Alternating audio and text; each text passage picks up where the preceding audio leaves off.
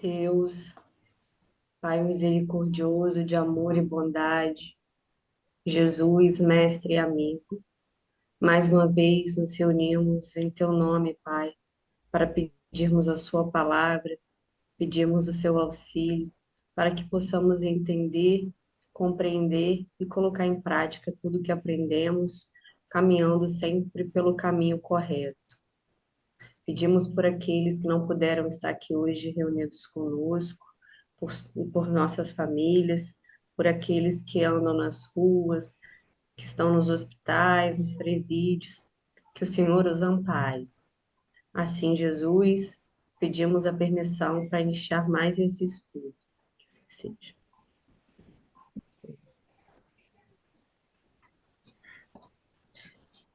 A grande pergunta: e por que me chamais, Senhor, Senhor, e não fazeis o que eu digo?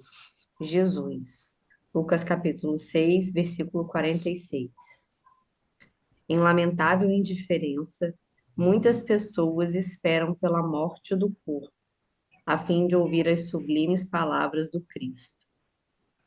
Não se compreende, porém, o motivo de semelhante propósito.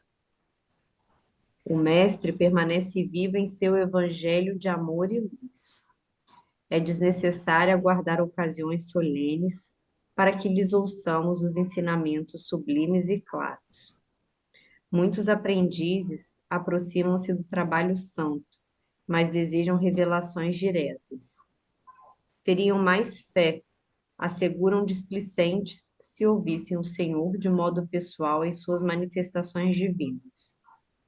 Acreditam-se merecedores de dádivas celestes e acabam considerando que o serviço do Evangelho é grande em demasia para o esforço humano e põem-se à espera de milagres imprevistos, sem perceberem que a preguiça sutilmente se lhes mistura à vaidade, anulando-lhe as forças.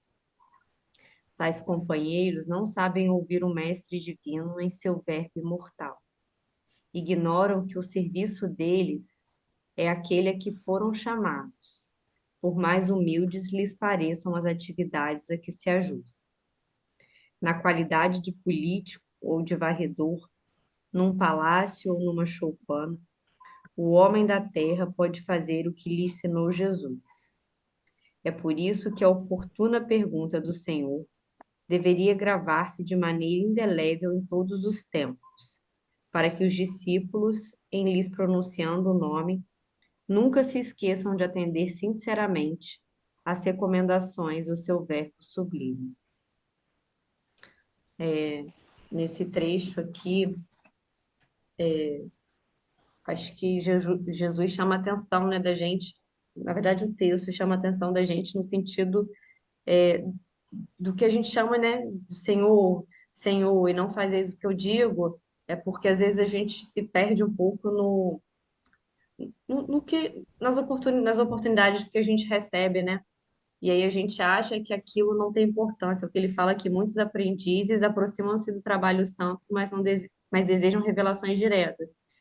Que a gente acha que Jesus vai vir e vai falar, não, faça isso, faça aquilo, quando na verdade onde a gente está, o que a gente faz, aquilo que a gente se comprometeu, aquilo que, que, que a gente vive, na verdade, é essa oportunidade de fazer o que Jesus quer. A gente tem que se atentar e perceber isso, não ficar esperando, porque a gente acha às vezes que a gente é merecedor, que se a gente recebesse uma mensagem de Jesus, que ele fala que até se teriam mais fé, asseguram os displicentes, se ouvissem o Senhor de modo pessoal em suas manifestações divinas. A gente fica às vezes esperando, né? Como se a gente não soubesse o que devesse fazer, o que a gente pode melhorar, como que a gente pode trabalhar esperando uma coisa muito maior. E ele fala, ele até bota aqui, ó, ignoram que o serviço deles é aqueles que foram chamados. Por mais humildes lhe pareçam as atividades, que se ajustam na qualidade de político ou de varredor, num palácio ou numa choupana, o homem da terra pode fazer o que lhe ensinou Jesus. E a gente às vezes perde muito tempo tentando entender, buscando uma coisa muito maior, quando na verdade aquilo que a gente se propôs, aquilo que Jesus propõe para a gente, é o que a gente está vivendo, né? E a gente acaba esperando isso como se fosse uma coisa muito. muito importante e a gente deixa de vivenciar e de fazer o que, né, deveríamos. Acho que é mais ou menos isso. Hoje acho que ficou meio confuso o que eu falei. Se Na alguém- realidade, a gente sonha com grandes tarefas ou com coisas que a gente acha importantes e esquecemos, como ele diz, que cada um de nós está naquele momento, no lugar certo, com as tarefas que nos são assim necessárias, na convivência com as pessoas com quem precisamos nos afinar, harmonizar sentimentos. E aí a gente fica, Senhor, Senhor, que ele diz assim: vocês me chamam, mas não fazem o que eu digo. Olha a incoerência, para que reclamar o meu nome se vocês não fazem o que eu peço? Não, assim, nós sabemos, como a Viviane disse, todos nós sabemos o que devemos fazer, mas como é difícil seguir as recomendações de Jesus, que são sempre simples, são muito simples, não são complicadas, mas como é difícil abrir mão do nosso ego, do nosso personalismo, como é difícil a gente desculpar realmente, perdoar, fazermos as pequenas tarefas com a mesma alegria que estar fazendo grandes tarefas. E até porque não se fazem grandes tarefas se não sabemos fazer as pequenas, não sabemos, né, nos comportar nas pequenas atribuições que nos são conferidas, né?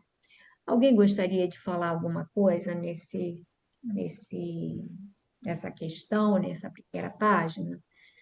Eu acho que é uma página que todos podem se colocar, todos podem, com certeza. Alguém tem algum comentário a fazer? Ninguém? Eu acho que todos nós clamamos, então, no momento do sufoco, das dificuldades, ai meu Deus, Senhor, me ajuda, não é? Dai-me forças, livra-me dessa circunstância. Aí passou o momento do sufoco, voltamos ao nosso, sabe, a nosso padrão, ao nosso comodismo, a nossa inércia muitas vezes. E aí o que ele diz é que quando nós nos comportamos de acordo com o que ele nos orienta, aí fica tudo mais fácil, né? A conexão também fica mais fácil. Mas ninguém quer colocar nada com essa carinha, não, Joana, Camila, não. Então, nós estamos no meio do capítulo 45 de Nosso Lar, no campo da música, e aí ele estava comentando sobre a beleza do ambiente, do local, do tipo de conversação das pessoas, da maneira como elas se trajavam. E aí ele coloca nesse último parágrafo, né, que não era luxo nem excesso de qualquer natureza o que proporcionava tanto brilho ao quadro maravilhoso. Era a expressão natural, natural de tudo, a simplicidade confundida com a beleza, a arte pura e a vida sem artifícios.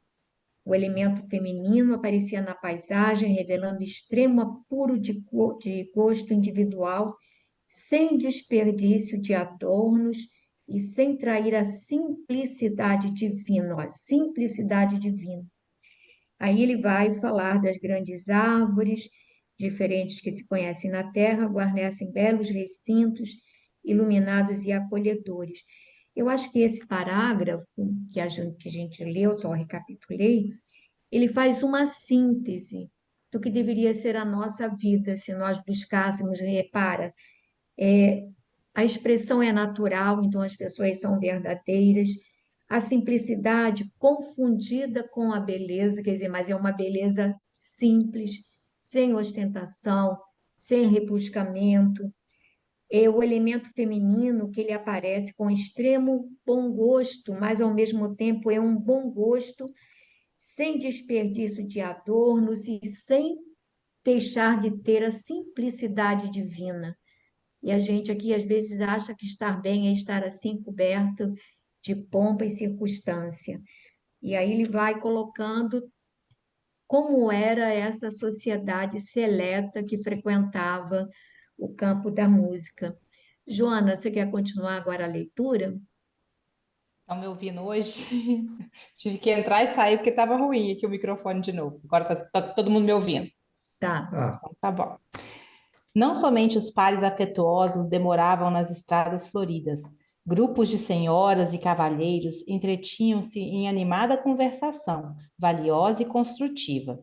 Não obstante sentir-me sinceramente humilhado pela minha insignificância ante aquela aglomeração seletíssima, experimentava mensagem silenciosa de simpatia no olhar de quantos me defrontavam. Ouvia frases soltas referentes aos círculos carnais. Contudo, em nenhuma palestra notei o mais ligeiro laivo de malícia ou de acusação aos homens. Discutia-se o amor, a cultura intelectual, a pesquisa científica, a filosofia edificante, mas todos os comentários tendiam à esfera elevada do auxílio mútuo, sem qualquer atrito de opinião. Observei que ali o mais sábio restringia as vibrações de seu poder intelectual, ao passo que os menos instruídos elevavam, quanto possível, a capacidade de compreensão, para absorver as dádivas do conhecimento superior. Em palestras numerosas, recolhia referências a Jesus e ao Evangelho. No entanto, o que mais me impressionava era a nota de alegria reinante em todas as conversações. Ninguém recordava o mestre com as vibrações negativas da tristeza inútil ou do injustificável desalento. Jesus era lembrado por todos como supremo orientador das organizações terrenas, visíveis e invisíveis, cheio de compreensão e bondade, mas também consciente da energia e da vigilância necessárias à preservação da ordem e da justiça. Aquela sociedade otimista encantava-me. Diante dos olhos, tinha concretizadas as esperanças de grande número dos pensadores verdadeiramente nobres na terra. Grandemente maravilhado com a música sublime, ouvi Lísias dizer: nossos orientadores, em harmonia, absorvem raios de inspiração nos planos mais altos, e os grandes compositores terrestres são, por vezes, trazidos às esferas como a nossa, onde recebem algumas expressões melódicas, transmitindo-as, por sua vez, aos ouvidos humanos, adornando os temas recebidos com o gênio que possuem. O universo, André, está cheio de beleza e sublimidade. O facho resplandente e eterno da vida procede originariamente de Deus. O enfermeiro do auxílio, todavia, não pôde continuar. Fôramos defrontados por gracioso grupo. A Cine e as irmãs haviam chegado e era preciso atender aos imperativos da confraternização. Ele continua, né? Assim, agora ele continua descrevendo qual que era o teor da conversa dos grupos que ele percebeu lá no campo da música, né? Que não tinham só os pares, os encontros afetuosos.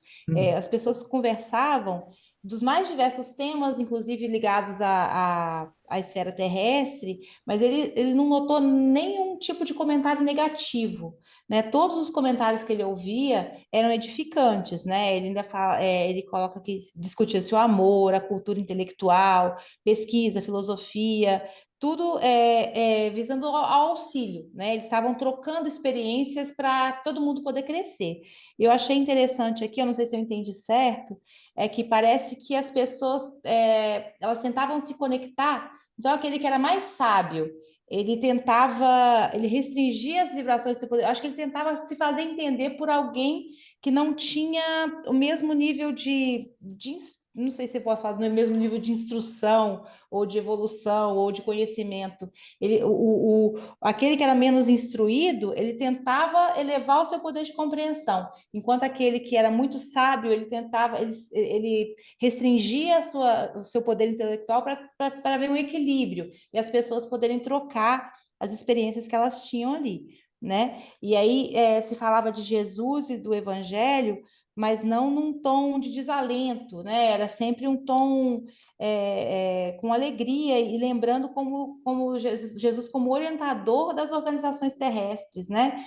Terrenas visíveis e invisíveis, com bondade, energia, e também vigilância, né? Que ele coloca que vigilância é necessária da preservação da ordem e da justiça. E aí, por fim, o Ulisses ainda, o André ainda falou que, né, ele via ali que poderia uma esperança de grandes pensadores voltarem para a Terra, né? Tamanho, ele ficou tão encantado com aqueles debates que ele pensava que aquilo tinha esperanças que aquilo fosse para a Terra, como aqueles espíritos voltassem como verdadeiros pensadores, né? E aí o Ulisses ainda explicou, né, sobre a música, aquela música sublime que ele ouvia, que ele falou que muitas vezes os orientadores ali absorviam os raios mais altos, né, mais elevados, e, os compositores terrestres às vezes eram trazidos ali para aquele universo, e eles absorviam alguma coisa, algumas notas, e junto com o gênio, com os talentos deles, levavam para os ouvidos humanos. Então, não sei se eu entendi certo, mas de repente as grandes composições, os grandes compositores tenham essa inspiração, né, daquela música que André Luiz estava escutando ali.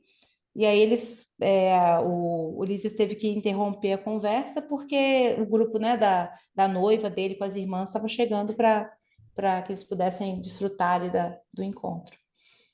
É interessante porque os espíritos, assim, dada a condição deles, eles irradiam luz, eles irradiam, extravasam aquela condição. Então, esses espíritos muito elevados, se eles exteriorizassem a sua condição, de uma certa maneira, eles iriam sobressair e poderiam constranger aqueles que ainda estão numa condição mais inferior. Então, aqueles que eram mais elevados, eles meio que bloqueavam a emissão da sua luz, né? E aqueles que estavam, digamos, numa condição mais sofrível, menos evoluída, eles procuravam emitir o que havia de melhor para se elevar. E isso é um fato. Os grandes compositores, assim, normalmente quando estão inspirados, eles muitas vezes a música ou os pintores que eles recebem, eles foram buscar nesses planos, eles são desdobrados e aí eles vêm com aquela melodia na cabeça, que aí o que ele diz, ele vai preencher depois com a letra que ele quer, mas ele traz as notas e, e aquela coisa. Aquele compositor Almir Sater, quando ele fez aquela música Tocando em Frente, ele deu um depoimento que ele disse, não, aquela música não é nossa, aquela música foi psicografada, porque ele disse que aquelas notas vieram assim, foi uma coisa meio que instantânea, ele e o parceiro dele escreveram assim, coisa de minutos, e que brotou assim, e acontece mesmo, sabe? Eles estão sempre, desde que a gente seja receptivo, esteja assim, em todos os campos, não é só na música, como na pintura, como na ciência, como um pesquisador que se dedica de verdade, ele muitas vezes em desdobramento elevado para essas regiões, onde ele é inspirado nas suas pesquisas, ou seja, vem com motivações. Então, a espiritualidade ela está sempre nos auxiliando, né, para que a gente possa aproveitar esses momentos. Alguém gostaria de falar alguma coisa sobre esse campus da música, esse lugar lindo? Reparem também que ele falou que aqui na Terra nós temos grandes aglomerações para ouvir músicas regionais e que o grupo que gosta de músicas mais evoluídas, mais universais, digamos assim, é reduzido, e que lá era exatamente o contrário. A grande maioria buscava essas músicas de beleza mais universal, mais transcendental. Mais alguém gostaria de falar alguma coisa a respeito? Senão a gente fala, Jefferson, quer falar alguma coisa? Não, queria beber água. Camila, quer começar o sacrifício de mulher, o capítulo 46? Posso começar. Capítulo 46. Sacrifício de mulher. Um ano se passou em trabalhos construtivos, com imensa alegria para mim. Aprender a ser útil, encontrar o prazer do serviço, experimentando crescente júbilo e confiança. Até ali, não voltara ao lar terrestre, apesar do imenso desejo que me espicaçava o coração. Às vezes, intentava pedir concessões no particular, mas alguma coisa me tolhia. Não receber auxílio adequado, não contava ali com o carinho e apreço de todos os companheiros. Reconhecia, portanto, que se houvesse proveito, já muito teria sido encaminhado ao velho ambiente doméstico. Cumpria, pois, aguardar a palavra de ordem.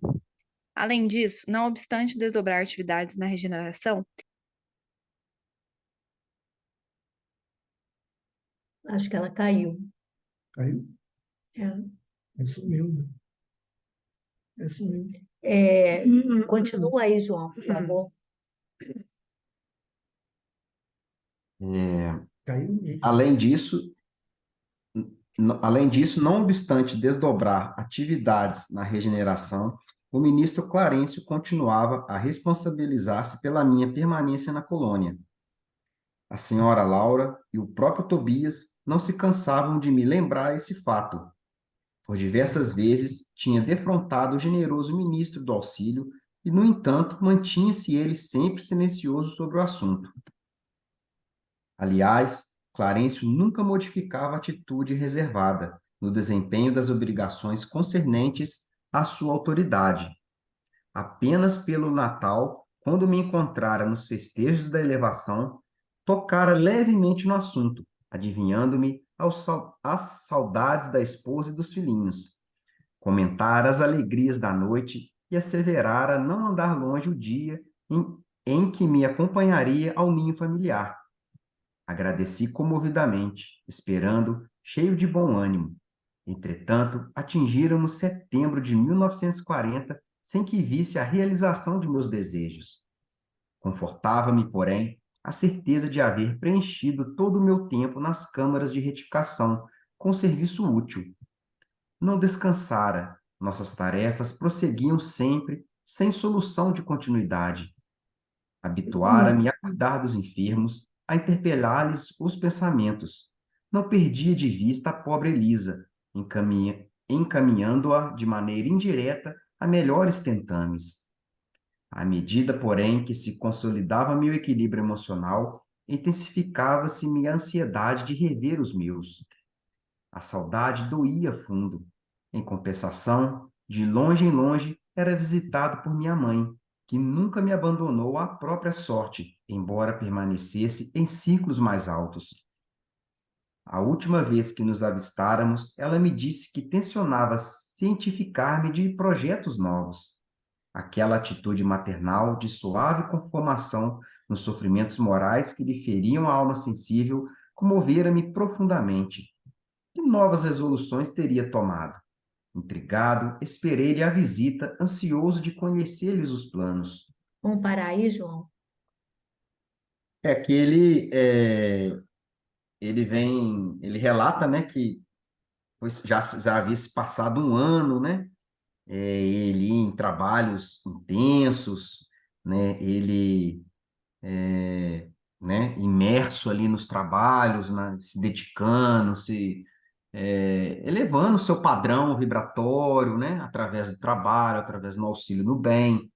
E ele já sentindo, né, essa mudança íntima, esse equilíbrio, né, mas não perdeu de vista, né, pelo que ele diz aqui, né, a saudade, né, do lar, dos seus entes mais próximos, da esposa, os filhos, ainda estava latente ali, e aquilo, né, chegava a doer, né, essa saudade, mas ele, né, diz que encontrava alento, né, no trabalho, né, no serviço do bem, e ele ficava, parece que ele se sentia incomodado com o silêncio do Clarencio, né, o ministro Clarencio, né, quem sou eu para julgar o padrão dele, mas eu acredito nele, na sua sabedoria, né, ele sabia que ainda não era a hora oportuna de conduzir o André ao lar, porque ele sabia o que, que ele iria encontrar lá, né?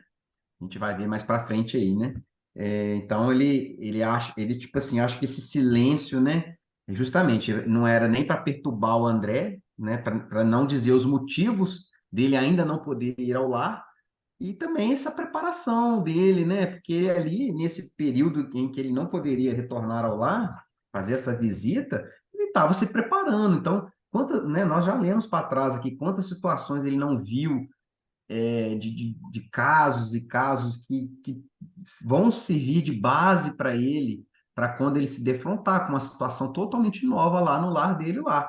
Isso vai trazer uma certa base, né, para que ele não, não se perca, né, quando ele se deparar, quando ele retornar para o lar.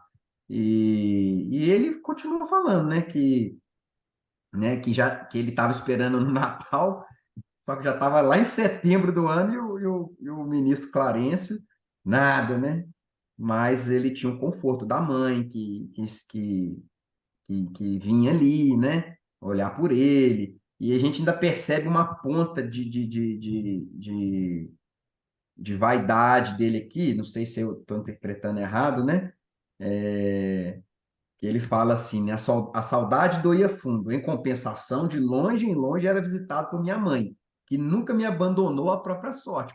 Como se, como se a mãe dele, mesmo não visitando ele, ele nunca esteve abandonado lá, né? Ele foi muito acolhido, até pela intercessão da própria mãe dele, mas, né? Ele foi acolhido num lar, né?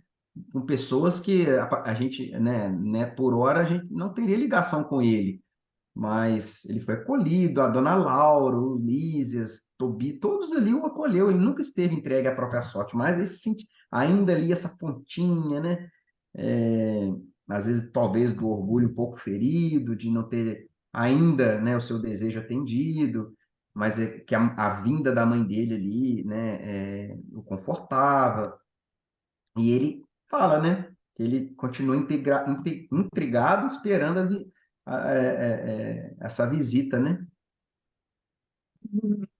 O que impressiona é que, digamos assim, o Clarencio diz para ele, assim, no Natal, né, João, quando ele diz, olha, não está longe o dia em que irei, né, levá-lo, quer dizer, ele iria acompanhá-lo até a residência. Então, ele sabe o que vai acontecer. Ele sabe que vai acontecer mesmo. Mas esse não estar longe, nós já imaginamos, olha, vai ser semana que vem, É vai ser daqui a amanhã. 2 semanas, vai ser mês que vem. E ele já estava em setembro, ou seja, 9 meses depois, e nada dele voltar a tocar no assunto. E detalhe, mas eu vejo nele não isso, eu vejo nele uma conformação, porque ele diz assim, não estavam todos, quando ele diz assim que ele era tutelado de Clarencio, aqui, ó. Além disso, não obstante desdobrar a atividade o ministro Clarencio continuava a responsabilizar-se pela minha permanência na colônia. A senhora Laura e o próprio Tobias não se cansavam de me lembrar esse fato. Ou seja, olha, você está aqui sob a tutela do ministro Clarencio, deve acatar-lhe a orientação, e todos eles, na realidade, sabiam o que esperava, qual era a realidade que ele ia encontrar, mas ninguém falava. A própria mãe dele, que era um espírito muito mais elevado, que vivia em outros planos, quando ele pergunta, ela diz: Meus netos estão bem. Nem fala da nora, meus netos estão bem, coisa e tal. Ou seja, ela também não quer entrar no assunto. E ele já aprendeu que, olha, se eles não estão entrando no assunto, é porque não é momento, ele não estaria preparado para essa abordagem. Então, a maioria de nós estaria reclamando, batendo o pezinho, não, porque eu quero, e ele, de uma certa maneira, estava acatando essa, essa espera, acatando essa espera. Eu acho que isso aí é a parte porque ele caminha rápido, a gente vê nele um acelerar da caminhada, né?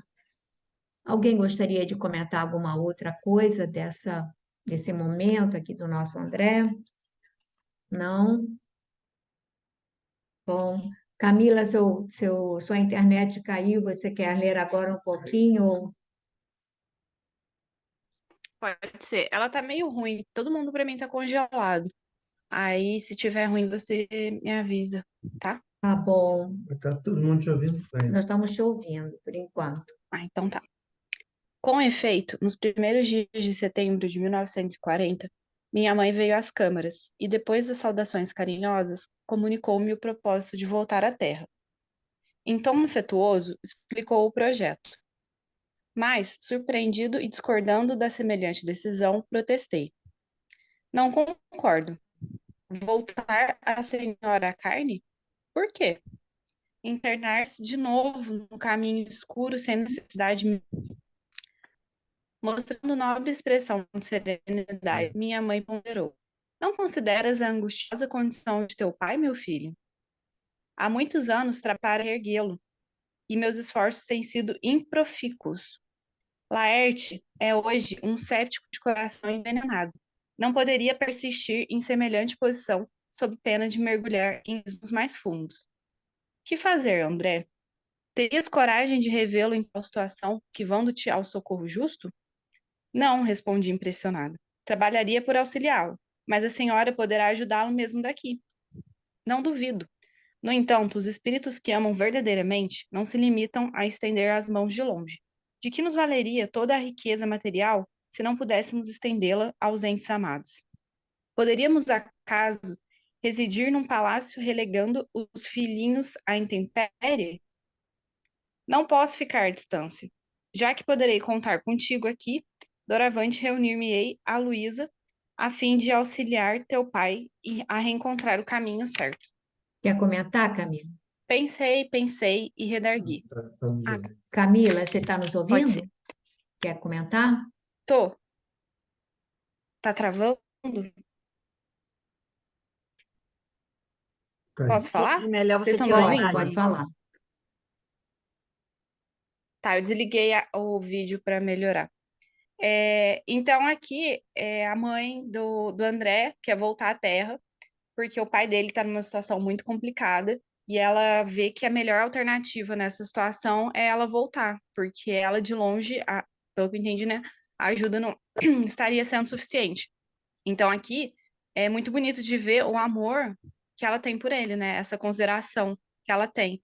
E também é meio assustador, porque depois ele vai descrever, né, a condição que o pai dele tá, mas que a princípio ela fala que é uma condição muito, muito complicada, né? E aí ela fala que ela precisa descer para ajudar e explica para ele que ele está numa situação ruim, que o André, a princípio, não gostaria que ela, é, que ela fosse ajudar ele, mas que ela pudesse ajudar de longe, né? E, e aí ela fala que ela bolou um plano, né? E que ela vai se reunir com a Luísa, que é a irmã de André, para ajudá-lo. Para ajudar o pai dele, aliás. Acho que é isso. Já repararam como as coisas mudam?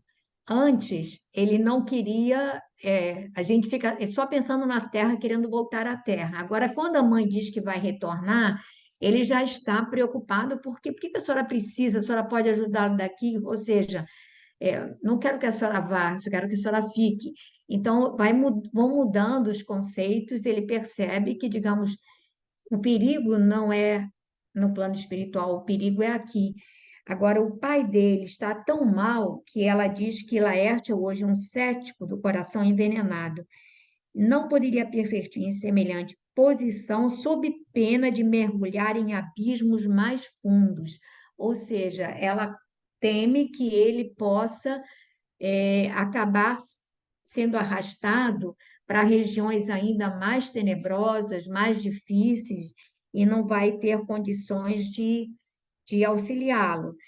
E aí ela tem uma frase que eu acho importante: os espíritos que amam verdadeiramente não se limitam a estender as mãos de longe. De que nos valeria toda a riqueza material se não pudéssemos estendê-la aos entes amados? E aí ela vai falar exatamente desse projeto, dessa reencarnação dela aqui para frente. Alguém gostaria de fazer alguma pergunta, algum comentário desse trecho? Não? Tuane, quer ler um pouquinho?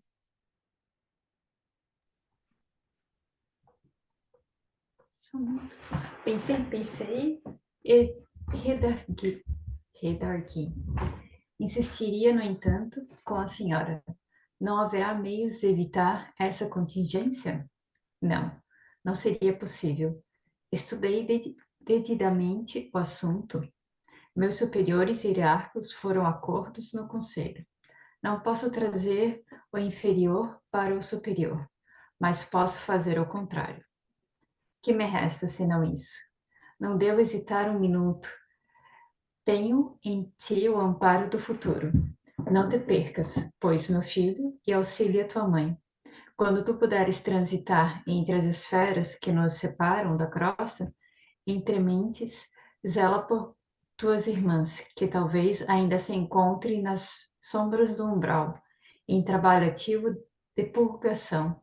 Estarei novamente no mundo em breve dias, onde me encontrarei com Laerte para os serviços que o Pai nos confia. Mas, indaguei, como se encontra ele com a senhora? Em espírito? Não, disse minha mãe, com significância expressão fisionômica. Com a colaboração de alguns amigos, localizei-o na Terra, a semana passada, preparando-lhe a reencarnação imediata, sem que ele nos identifique, o auxílio direto. Quis fugir das mulheres que ainda o subjugam, talvez com razão, e aproveitaremos essa disposição para junguí-lo à nova situação carnal. Mas isso é possível? E a liberdade individual? Minha mãe sorriu, algo triste, e obtemperou. Há reencarnação que funciona como drásticos. Ainda que o doente não se sinta corajoso, existem amigos que o ajudam e absorvem o remédio santo. Embora muito amargo, relativamente à liberdade restrita, a alma pode invocar esse direito somente quando compreenda o dever e o pratique. Quanto ao mais, é indispensável reconhecer que o devedor é escravo do compromisso assumido. Deus criou o livre-arbítrio, nós criamos a fatalidade. É preciso quebrar, portanto, as algemas que fundimos para nós mesmos. Quer comentar, Tuane, por favor?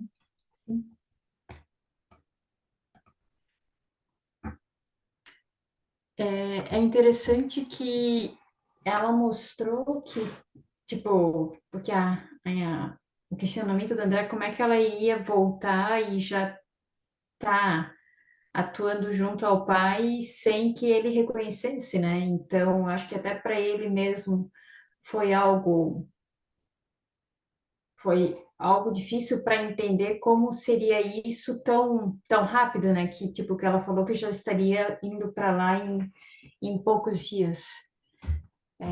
E onde que ela coloca que, como é que é?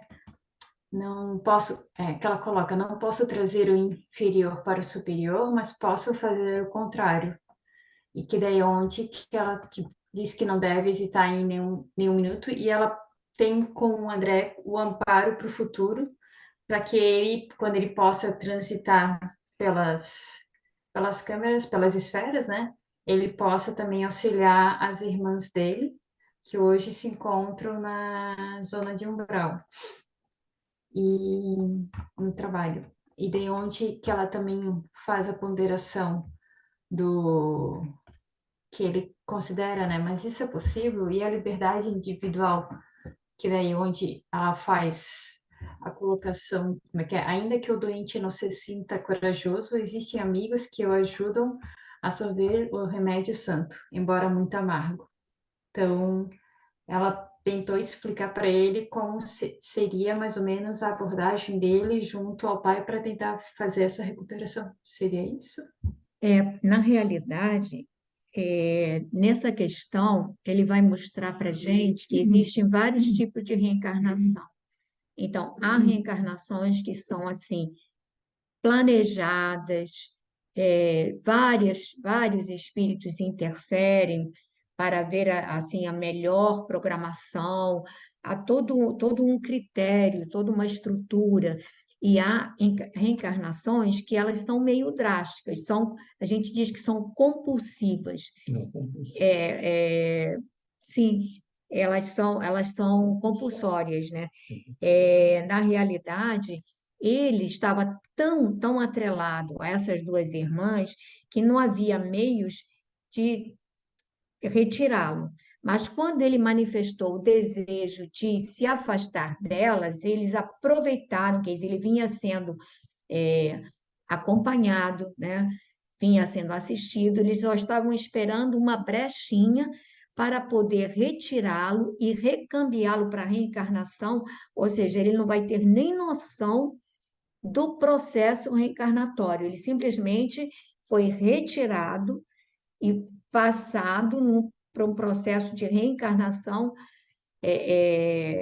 compulsória, e aí você imagina em que condições esse espírito vai reencarnar, porque ele não passou por um processo de trabalho reparador, em que ele trabalhou no plano espiritual para conseguir mérito, para vir em condições melhores, ou seja, ele virá mais ou menos como partiu, aquela pessoa materialista, voltada para os interesses do mundo, e ela vai assumir, vai novamente encontrar com ele, constituir família com ele. Você imagina a dificuldade que ela terá com esse espírito, que não será um marido fácil, não será alguém espiritualizado, será alguém ainda muito comprometido.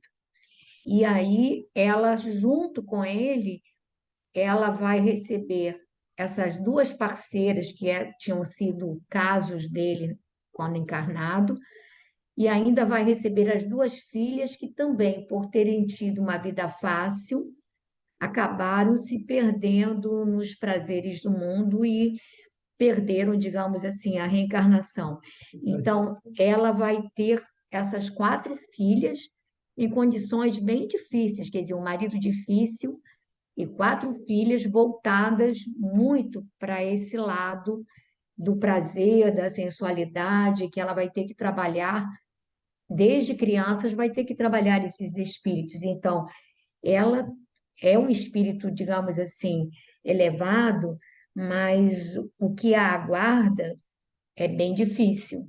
E aqui ela vai dizer, há reencarnações que funcionam como drásticos. Mesmo que o doente não esteja preparado, ela conseguiu a intercessão de pessoas amigas que aceitaram receber como filho. Então, isso tudo vai ser preparado e ele vai dizer que a liberdade, o livre-arbítrio, ele é proporcional à responsabilidade. Se a pessoa não tem maturidade, ela também não tem um livre-arbítrio para decidir por si só, para escolher. Então, ele vai dizer aqui que a alma pode invocar esse direito somente quando compreenda o dever e o pratique. Então, aquela tal história, só sabe mandar quem sabe obedecer. Só quem cumpre o dever tem direito à liberdade de escolha. Então, ele vai dizer: Deus criou o livre-arbítrio, nós criamos a fatalidade, ou seja, esse irmão, pelas escolhas dele, ele se comprometeu e automaticamente vai arcar com as consequências. Aí ele vai dizer: é preciso quebrar, portanto, as algemas que fundimos para nós mesmos. Ele vai ter que trabalhar para se libertar dessas influências que voltam, né? Então, às vezes a gente diz assim: ai, meu Deus, quero me ver livre do problema. Mas o problema vai voltar para a nossa mão, com certeza, se a gente não conseguir. E aí também, ela já sabe que o filho, na realidade, ela acredita no crescimento do André, enquanto espírito que está em busca de uma realização de maior plenitude, da busca do Cristo, e já está pedindo a ele ajuda, porque uma vez encarnada, ela também enfrentará dificuldades das dificuldades aqui da provação que ela Não, eu- vai enfrentar, pede ajuda, né? E aí, ela tem que ajudar as irmãs que estão no umbral, né? Que fazer mais também reencarnarem para É, se ajudar. é. Posso fazer Bom, uma alguém pergunta?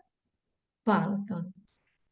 Tipo assim, seria pela minha falta de entendimento da parte espiritual, né? Mas ela tem uma noção quando ela voltar para a Terra de tudo isso, ou quando ela passa para a Terra, ela não tem mais essa informação? É algo inconsciente para ela? Mas ela pode ter a intuição. Ela pode ter a intuição, como muitas pessoas têm, a intuição do que os aguarda, daquele compromisso de você ter, não, eu preciso ter vários filhos, tem esse sentimento. Na realidade, ela, como ela é um espírito assim bastante convicto dos deveres, do que ela precisa fazer, é É por causa do provável plano que dela, isso por isso que isso vem na minha cabeça. Como é que isso vem, depois. é meio que um sentimento intuitivo, mas há pessoas que guardam isso com mais clareza, tá, Ah, Tuane? tá. Tem Não, é pessoas que que para têm mim uma, é bem novo. assim, depende da condição de cada um, né? E da Uhum. necessidade. Eu acredito que ela guarde uma relativa consciência, digamos assim, Ah, tá. mesmo que seja intuitiva, Uhum. sabe? Desse compromisso com esses filhos. Alguém mais gostaria de falar alguma coisa? Quem é que ainda não leu? Isabela, quer ler um pouco?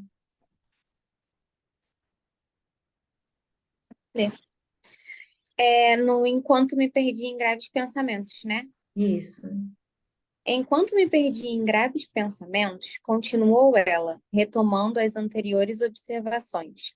As infelizes irmãs que o perseguem, entretanto, não o abandonam. E não fosse a proteção divina por intermédio de nossos guardas espirituais, talvez lhe subtraíssem a oportunidade da nova reencarnação. Deus meu, exclamei, será então possível? Estamos à mercê do mal até esse ponto? Simples joguetes em mão dos inimigos? Essas interrogações, meu filho, esclareceu minha genitora, muito calmo, devem pairar em nossos corações e em nossos lábios antes de contrairmos qualquer débito e antes de transformarmos irmãos em adversários para o caminho. Não tomes empréstimo à maldade. E essas mulheres? Indaguei. Que será feito dessas infelizes? Minha mãe sorriu e respondeu: serão minhas filhas daqui a alguns anos. É preciso não esqueceres que irei ao mundo em auxílio do teu pai. Ninguém ajuda Eficientemente. eficientemente, intensificando as forças contrárias. Como não se pode apagar na terra um incêndio com petróleo? É indispensável amar, André. Os que descreem perdem o rumo verdadeiro, peri- peregrinando pelo deserto. Os que erram se desviam da estrada real, mergulhando no pântano.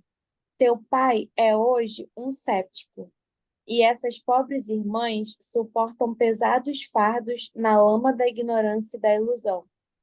Em futuro não distante, colocarei todos eles em meu regaço materno, realizando a minha nova experiência. Pode continuar? Falta só um pedacinho. E olhos brilhantes e úmidos, como se estivessem a contemplar horizontes do porvir, retomou. E mais tarde, quem sabe, talvez regresse a nosso lar, cercada de outros afetos sacrossantos, para uma grande festividade de alegria, amor e união. Identificando-lhe o espírito da renúncia, ajoelhei-me e beijei-lhe as mãos. Desde aquela hora, minha mãe não era apenas minha mãe, era muito mais do que isso.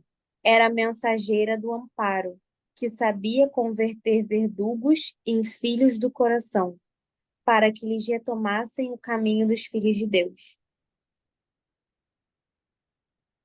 Pepita, será que você pode comentar para mim, por favor?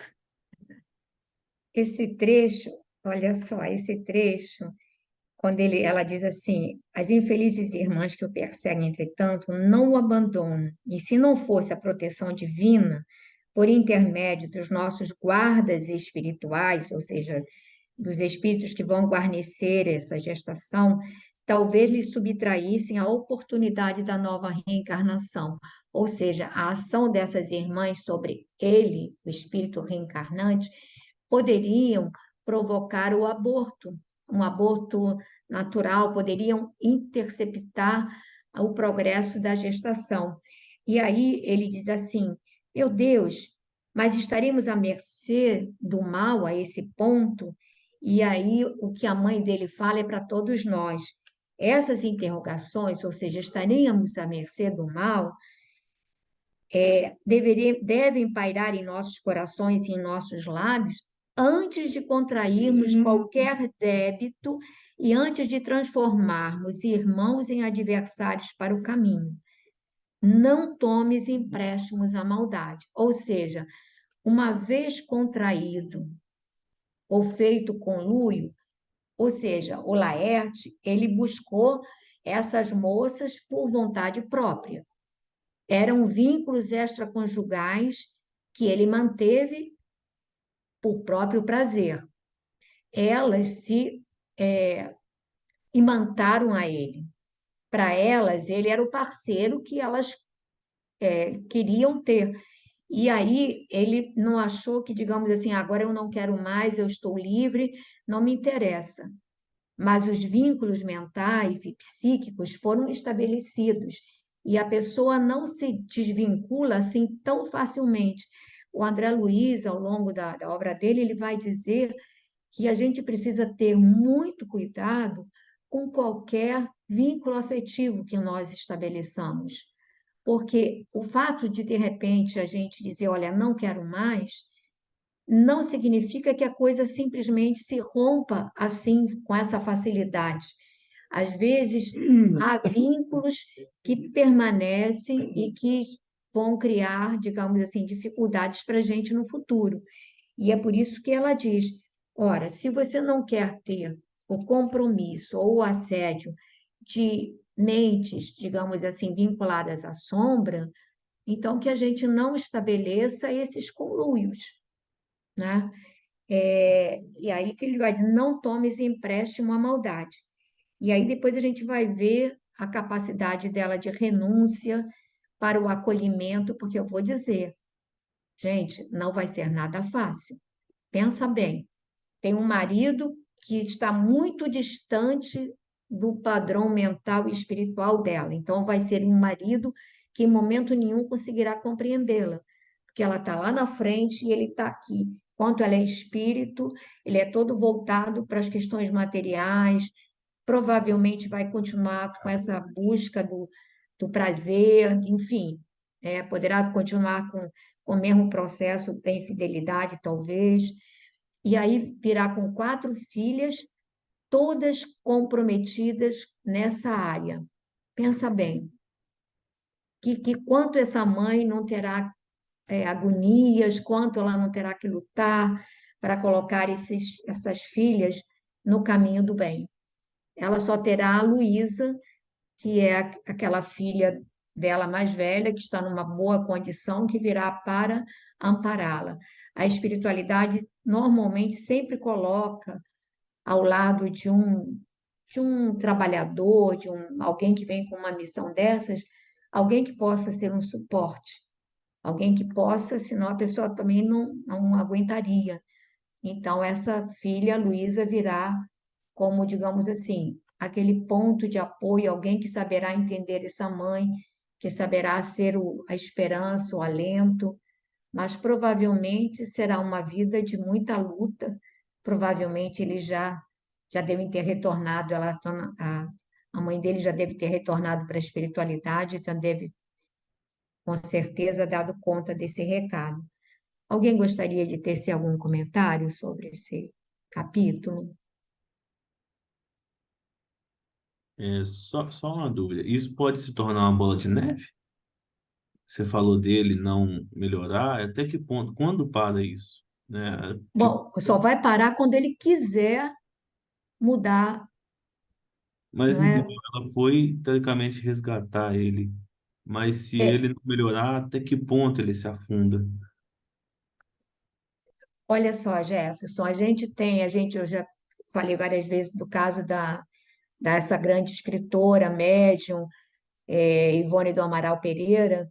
Ela ficou quase 2.000 anos repetindo experiências e a queda dela era sempre nos envolvimentos afetivos. Ela tinha paixões, quer dizer, ela amava a pessoa com quem ela casava, mas ela acabava se envolvendo sempre com outras pessoas e ela tem uma série de experiências. Esse espírito que a amava permanece vinculado a ela, sempre lutando para resgatá-la. No final, ele acaba sendo o pai dela e ela só consegue dar essa guinada assim vertiginosa Não, nessa última encarnação como Ivone do Amaral Pereira, em que ela foi realmente uma missionária do Cristo. Mas durante quase 2.000 anos, ela acabava sempre caindo na questão da, dos envolvimentos extraconjugais, acabava sempre caindo, né? E é por isso que, então, a gente só vai levantar quando, por mais que tenha gente nos segurando, não é? puxando. Nos puxando, né? Só quando a gente decidir que a gente não quer mais tropeçar naquele, porque o movimento tem que ser nosso, um movimento de redenção, de melhora, de sublimação, é nosso. E é por isso que às vezes a gente sofre, porque se a gente pudesse, a gente puxaria todos aqueles que a gente ama, né? Assim como aqueles que também nos amam nos teriam puxado lá atrás, mas foi preciso que a gente se convencesse que não quer mais o erro, né? Que não quer mais, não é? O conluio com o mal, como ela disse, olha, não pega empréstimo à maldade, senão a gente está enredado com ela mesmo. Mais alguém, alguma coisa? Não? Isso é meio denso para a gente, né, gente? Ainda mais hoje, no mundo de hoje, em que tudo é tão, né? A gente fala de liberdade, liberdade, mas olha, o preço é alto que a gente acaba pagando, né? Então a gente tem que pensar muito direitinho. Vou pedir a minha irmã para tocar e botar uma música para a gente fazer a prece.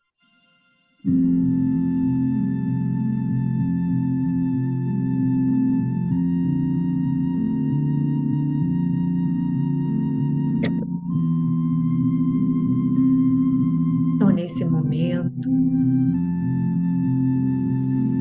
Senhor, aqui estamos, nós que somos espíritos, que fracassamos tanto, que relutamos tanto para aceitar o chamado do Pai, para aceitar o convite do nosso Mestre Jesus.